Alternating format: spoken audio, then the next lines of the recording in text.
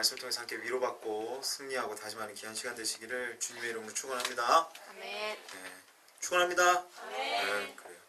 성주만 축원합니다. 네, 이게 그래요.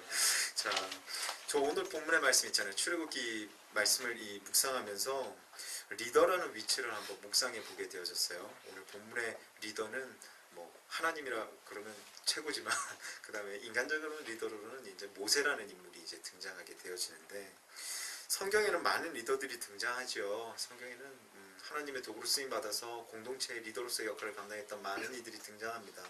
그런데 그 가운데서도 가장 큰 리더는 예수님이 아니었나라는 생각을 지울 수가 없어요.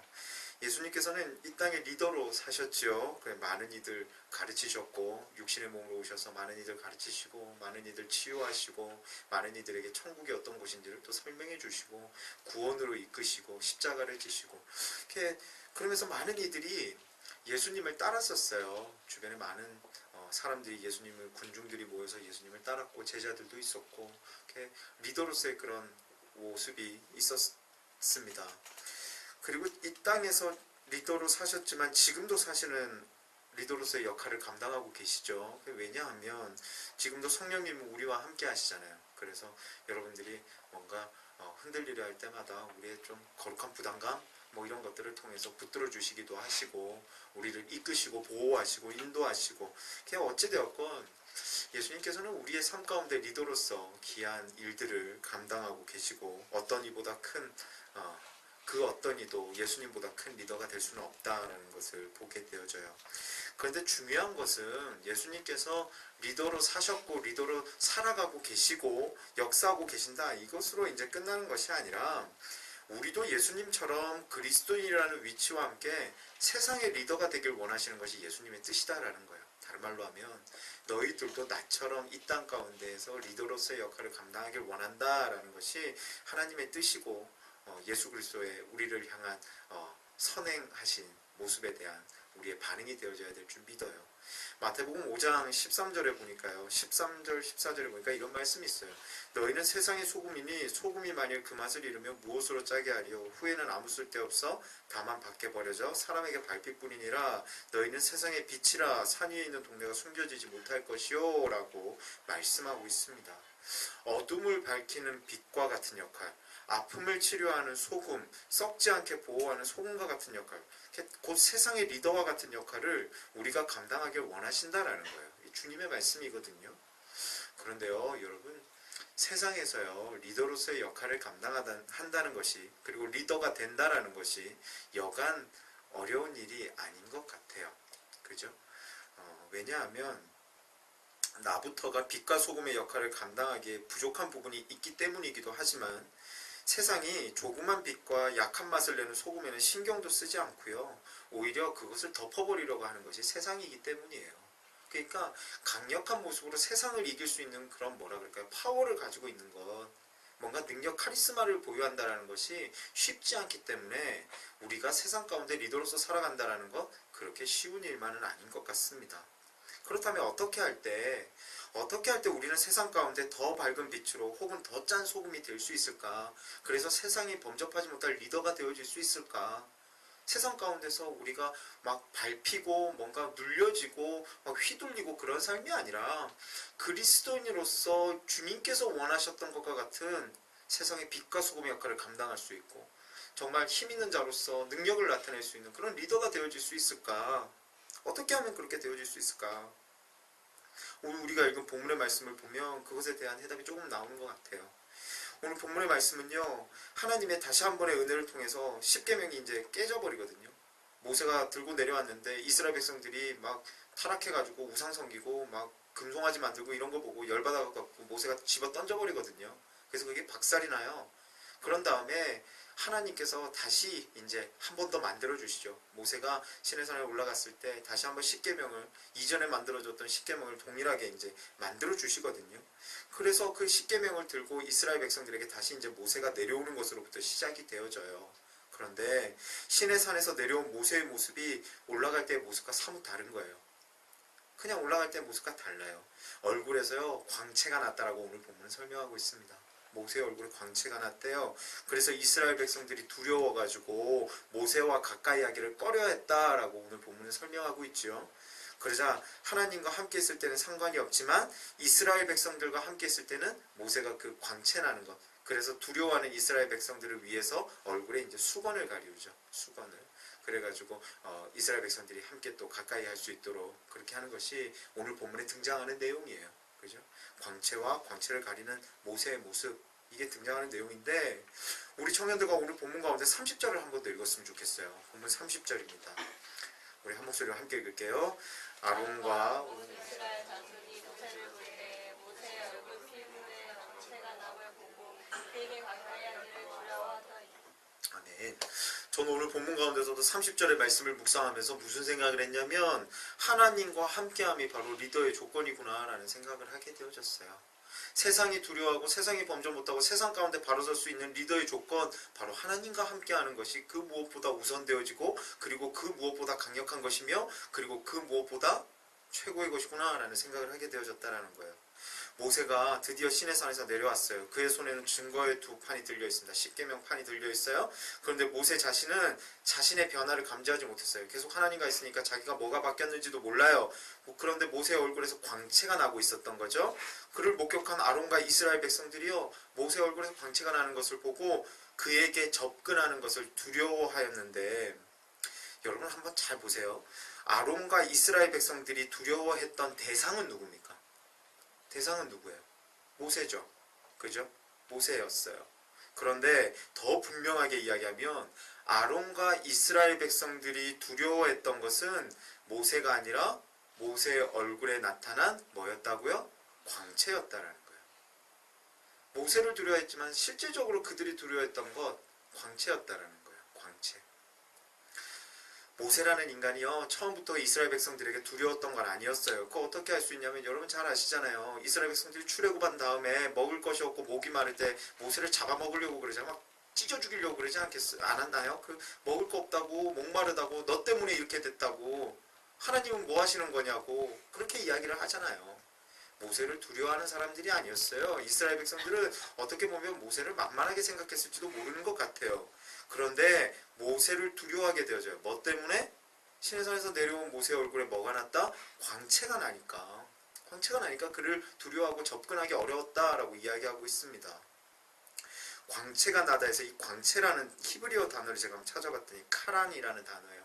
카란이라는 단어를 쓰는데 이 카란이라는 단어에는 여러 가지 의미가 있는데 먼저는 뿔이라는 의미를 가지고 있대요. 뿔. 구약시대 뿔의 의미는 뭘 나타내냐면 권세와 힘과 능력을 나타내요.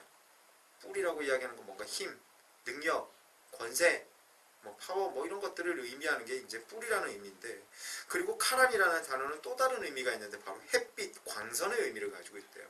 햇빛하고 광선. 민수기 6장 25절에 보니까 이런 말씀이 있어요. 여호와는 그의 얼굴을 내게 비추사 은혜 베푸시기를 원하며 라는 말씀이 있어요. 구약성서에서, 성경에서 하나님이 빛과 연관하여 묘사된 곳이 굉장히 많아요. 카란으로 많이 설명되어지고 있다는 거예요. 그럼 다른 말로 이야기하면 뭐예요? 빛, 곧 힘이라고 해요. 같은 단어라고 그랬잖아요. 하나님은 곧 힘이시고 광채이시며 능력이시고 이런 것으로 이해되어질 수 있는 거죠. 그럼 다른 말로 설명을 하자면 모세의 얼굴에 난 광채는 힘이고 권능이며 곧 하나님을 의미하는 것이다 라고 우리는 이해되어질 수 있는 거예요. 모세의 얼굴에 나타난 광채, 곧 이스라엘 백성들은 그 광채를 통해서 하나님을 바라보게 되어졌다는 것이고 하나님의 은혜를 감지하게 되어졌다는 거죠. 하나님의 힘을 느끼게 되어졌다는 거예요. 그래서 모세를 두려워하기 시작했다는 겁니다. 켄트 휴즈라는 목사님이 계시는데요. 이 목사님이 글을 쓰시는데 쓰신 글들을 보면 재미있는 글들이 많아요. 제가 하나 가지고 왔어요. 사람들은 이런 목사를 원한다라는 제목이에요. 네, 여러분 한번 잘 들어보십시오. 검소하게 옷을 입어야 하나 초라해서는 안 되고 성도를 다정하게 대할 줄 알아야 되지만 도가 지나쳐서는 안 되고 유머가 넘쳐야 하지만 가볍고 경박해서는 안 되고 교인을 신방해야 하지만 교회 사무실을 비워서는 안 되고 웃기잖아요. 말씀을 깊이 전해야 하지만 또 시사적인 것도 말해야 되고 심오해야 되지만 또 어린애까지 이해할 수 있는 쉬운 언어가 되어야 되고 죄를 책망해야 되지만 언제나 긍정적인 태도를 가져야 되고, 그 가족들은 평범해야 되지만, 죄송합니다. 평범하지 않아서 평범해야 되지만 절대로 죄를 지어서는 안 되고, 뭐 이런 식으로 계속해서 나가다가 마지막에 뭐라 그랬냐면, 두 개의 눈 중에 하나는 갈색이고 하나는 푸른색이어야 한다라고 마음을 짚어요. 말도 안 된다라는 거예요. 그 의미가. 그래서 이런 목사 없다라는 게 이 목사님의 결론이에요. 이런 목사 없다, 이런 목회자 찾을 수 없다, 있어도 좀 이상한 사람이다, 뭐 이런 건데, 저 같아도 못하겠어요. 어떻게 신방 가면서 사무실을 안 비울 수가 있겠어요. 안 되잖아요. 그런데 이 목사님이 쓰신 사람들은 이런 목사를 원한다라는 글을요, 계속해서 읽어봤어요. 정말 이런 사람이 될 수 있을까, 될 수 있을까, 될 수 있을까. 그런데 성경은 뭐라 그래요? 하나님께서 함께 하시면 다 된다고 이야기하잖아요. 방금 제가 설명드린 것도 그거 아닙니까? 그럼 하나님이 목사님과 함께하면 목사가 변하든 성도가 변하든 어떻게든 다 해결해 주시지 않을까라는 생각이 들기 시작했어요. 이런 목사 될 수 있겠다라는 생각도 들게 되어지더라라는 거죠. 리더가 된다는 거 말은 쉽지만 쉬운 것이 아니죠. 리더가 된다는 건 말은 쉽지만 쉬운 것이 아니에요. 어려워요. 세상이 그렇게 녹록치가 않아요. 우리가 무엇이 간데 그런 역할, 이 땅 가운데 예수님께서 행하신 것과 같은 역할을 감당할 수 있겠습니까? 그런데 오늘 본문은 우리에게 가능하다라고 분명하게 이야기해줘요. 어떻게 하면 하나님과 함께하는 것이 조건이 되어질 때, 우리 가운데 하나님과 함께함이 있을 때 우리들 리더 되어줄 수 있다라고 이야기하는 겁니다. 이스라엘 백성들을 한번 생각해 보세요. 이스라엘 백성들 악한 백성들이었어요. 너무 악했어요. 자기들 생각대로 살기에 최적화되어 있던 군중 집단이 바로 이스라엘 백성들이에요. 자기들 주장 강했고요. 자기들의 생각은 풍부했고요. 자기들의 목소리는 굉장히 컸고요. 하나님 우습게 볼 때도 있었고요. 모세 그냥 껌처럼 여겼던 사람들이고요. 악했어요. 그런데 오늘 본문에 보니까 그런 이스라엘 백성들이 모세를 보고는 가까이 하기를 두려워했다라고 설명합니다. 단지 무서워한 것이 아니라 신비롭고 경외로운 대상으로 모세를 바라봤다라고 설명하고 있어요. 이스라엘 백성들의 성향을 본다면 신기하다고 몰려들어야 할 것 같은데 그러지 못해요.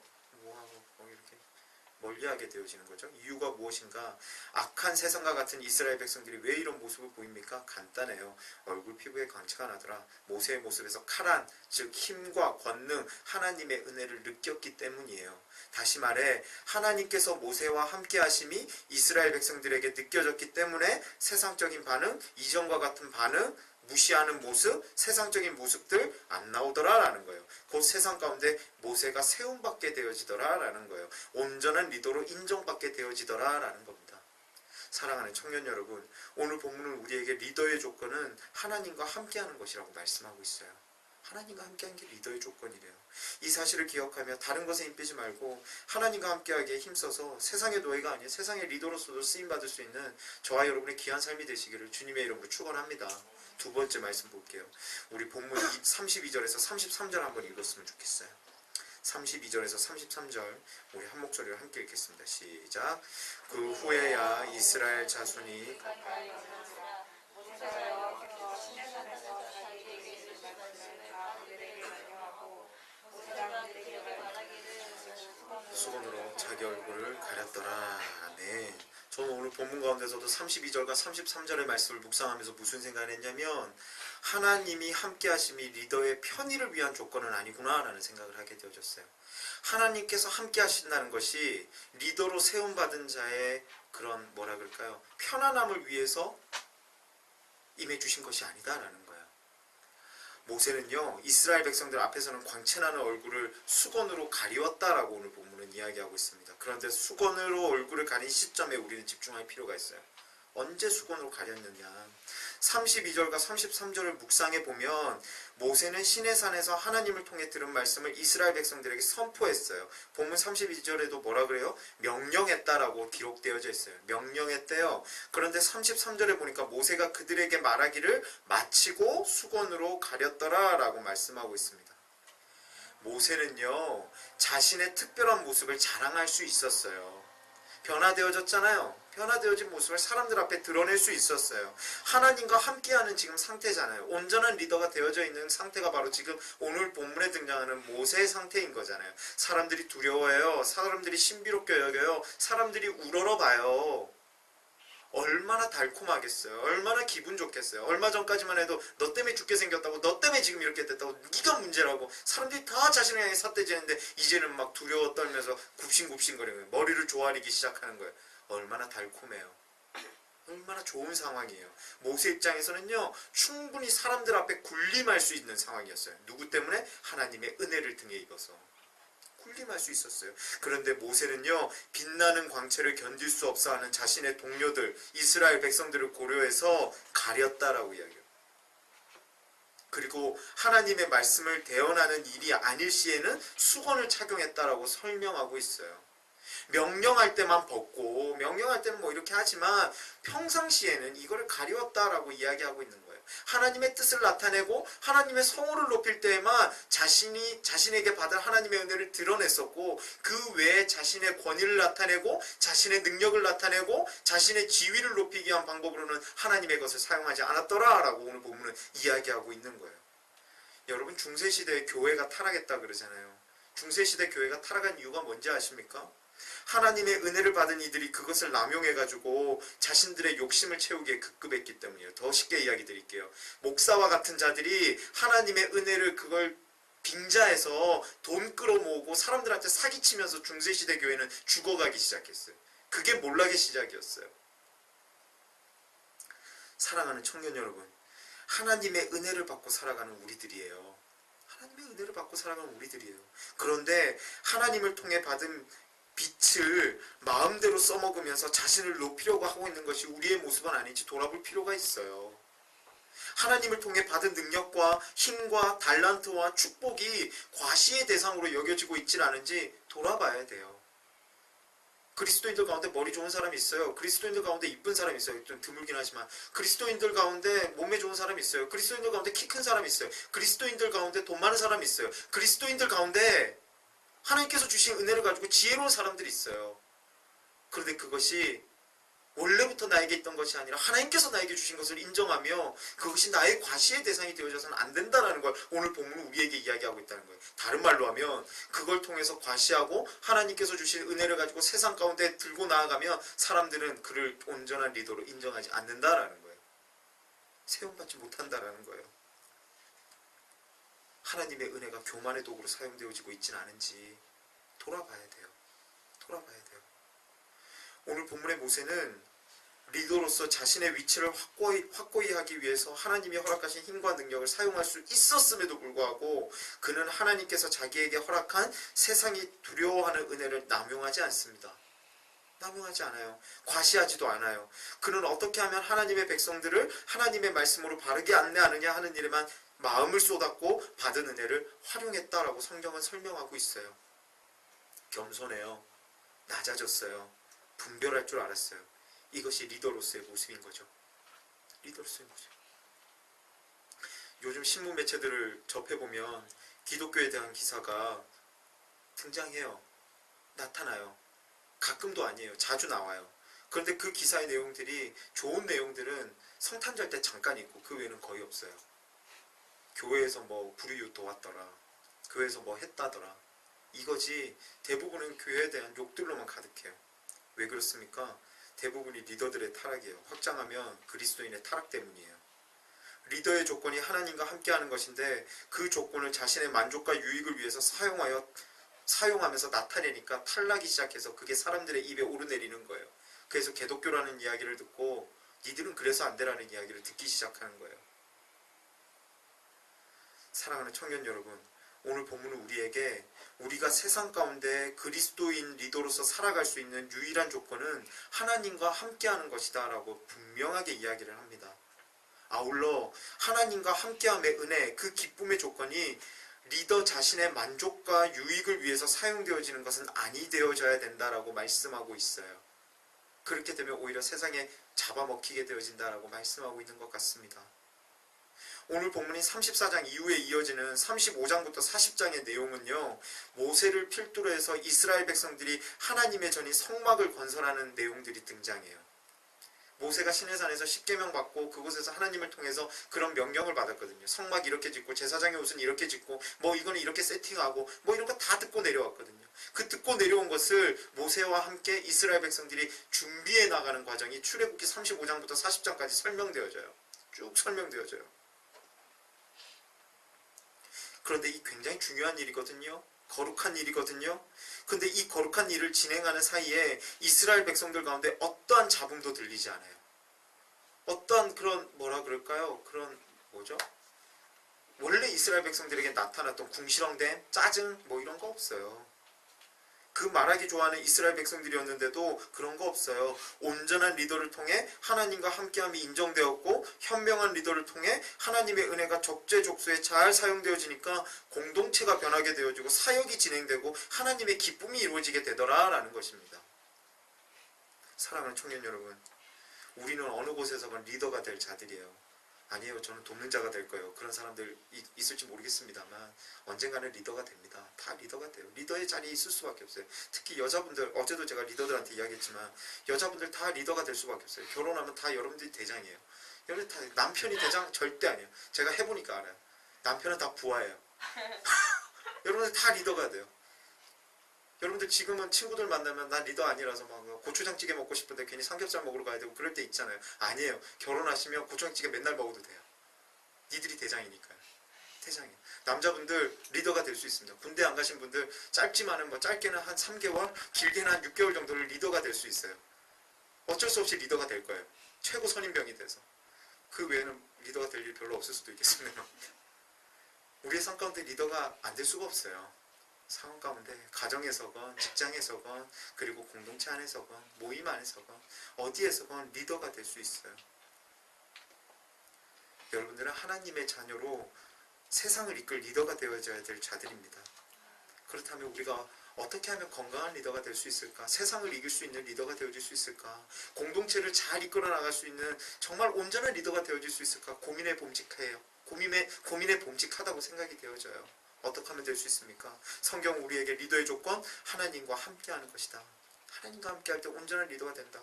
그리고 건강한 리더, 받은 은혜를 남용하고 과시하고 교만에 빠지는 그런 것이 아니라 온전히 활용하고 하나님의 일을 위해 사용해야 된다고 모세를 통해서 우리에게 말씀하고 있는 것 같아요. 가르쳐주고 있는 것 같아요. 그럴 때 하나님은 더 기뻐하시고 하나님의 일을 온전히 이루시며 그를 더 강력하고 온전한 리더로 세우실 거다라고 성경은 우리에게 말씀해주고 있는 거예요. 사랑하는 청년 여러분, 이번 주도 저와 여러분 이제 또 세상 가운데 나아가잖아요. 세상 가운데 나아가는데 다른 말로 하면 하나님과 함께하면 리더 역할 잘할 수 있는 세상 가운데 나아가는 거예요. 하나님과 함께함으로 리더로서 쓰임받고 승리하는 저와 여러분의 이번 한 주간의 삶이 되시기를 주님의 이름으로 축원합니다. 하나님의 은혜를 과시하지 않고 그 은혜를 더욱 사모하며 크게 쓰임받는 저와 여러분 되어줬으면 좋겠어요. 하나님과 함께하기에 힘쓰십시오. 그리고 하나님께서 나에게 주신 은혜, 하나님께서 나에게 주신 감격, 이런 것들 교만하게 여기지 마시고 드러내지 마시고 감사하며 잠잠한 가운데 더욱더 쓰여져서 승리하는 저와 여러분의 귀한 삶이 되시기를 주님의 이름으로 축원합니다. 이 시간 우리 한번 찬양하고 기도할